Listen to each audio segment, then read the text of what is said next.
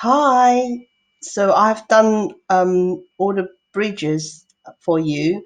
So if you actually go to any planner, go to the links tab and you press on links, and you can see the links for the 4 weeks of ground floor, first floor, and second floor. So I'm going to make some video for you on the topic of bridges. So hopefully that will help you to use the bridge in the most effective way. So this video is going to be aiming for very light users, the SMs, because if everything goes right, it runs very smoothly. Yeah. So let's begin. Now, every tab is the same except Sunday because Sunday have got a shorter break. And if you find that the text is a little bit overwhelming, you can actually just use the button here and make it a bit smaller the screen so you can see more areas. And whatever you do, do not type into um, the rota times because the rota times is reading from your main planner. So the bridges is reading from another spreadsheet. So do not uh, type into it because once you type into it, you'll break the link. Hold on, I'll show it to you right now. So you have Control At, which will show you all the formulas. So let's do that. So if I actually do Control and Add, you can see all the rota time is connecting. It's a formula that connects to another spreadsheet. So Control Add again for normal view. Very often, 100% guaranteed, you have managers that type in people's holiday directly on this. Okay. Now, what this will happen is you would have break the link. And if I should do Control and Add again, you see this is text. This is yeah. Anyway, so Control Add. So if I actually change the date, um, if I actually change the date, nothing will happen. This person will always be on holiday and lieu because you have broken the link. So therefore, please do not type into it. But if you find that some people have typed into it, what you can do is you can go to a cell with a formula and then drag down like this. Okay, so don't type into all of these as well because these is actually calculating how many people on here opening and closing. So if you say, oh, today we've got 13 people, you have broken the link. It will always be 13 people opening. So please do not do that. And as well as here and here, actually the whole area is full of formulas, as well as below here. The most common things that people do, they'll see meeting and they just type all over it. Okay, so if I do Control and then Add, you can see it's reading from another location. Control Add. Very often people would say typing straight into it like this. Yeah. And so if you actually change the date, any day of the entire year, this will always be a meeting because you just typed into it. So what you should do is to get another formula and then drag upwards like this. Okay, if it doesn't work, copy, Control C to copy, Control V to paste. Okay, I'm just going to merge the cell. Yeah.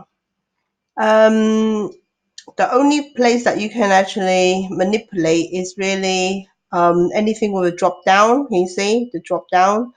If you want to get rid of the people who are not working, what you can do is you can cross mean they're not working.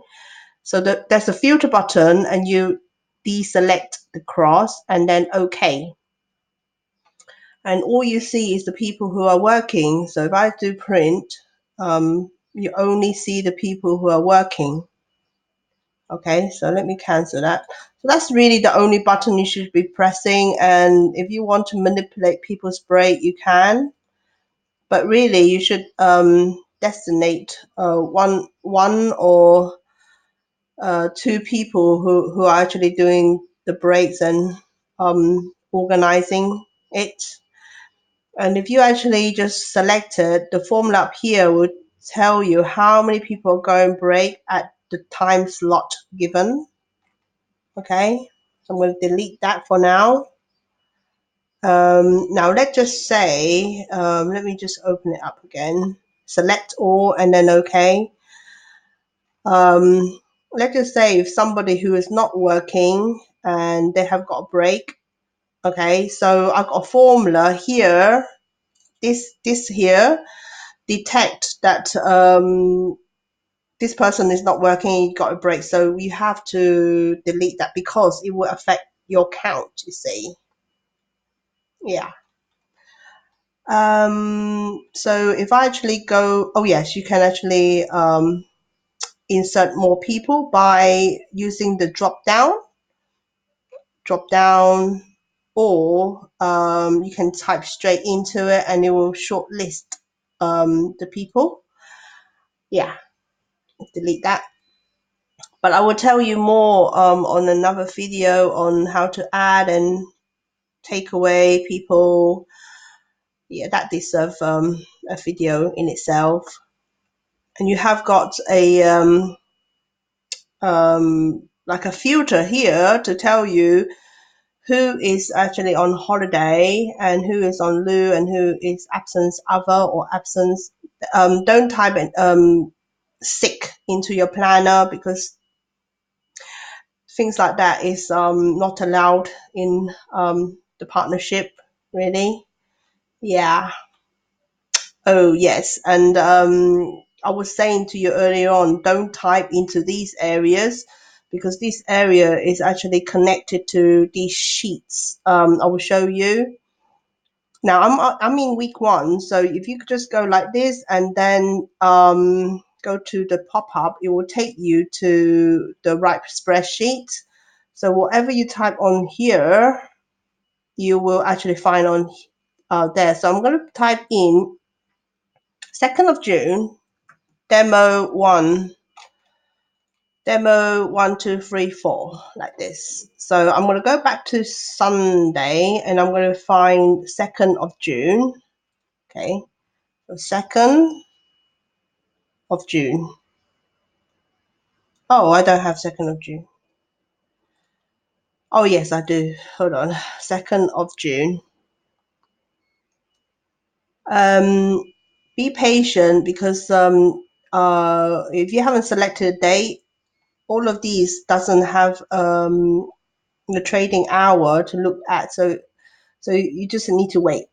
And see, all of these is demo 1, 2, 3, 4. Now, if I go to Monday, the 3rd of June, there's nothing on here. So if you go to the notes tab and type in Monday 1.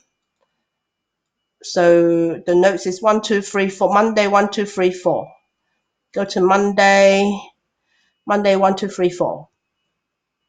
Now all of these spreadsheet week 2, week 3, week 4, they all takes the data from week 1 in terms of the notes. So you see on the tabs here, you only got the days of the week and then the YouTube video tab for you to look at more training, and then you got the links tab. Okay, I need to close off soon, running out of time. And therefore, if you actually want to make any changes, you go to week 1. So you go like this and then go to week 1. Well, I hope that will help you. Once again, do not type into any of the formulas. If you do, you should be blocked. Yeah. See, week 1.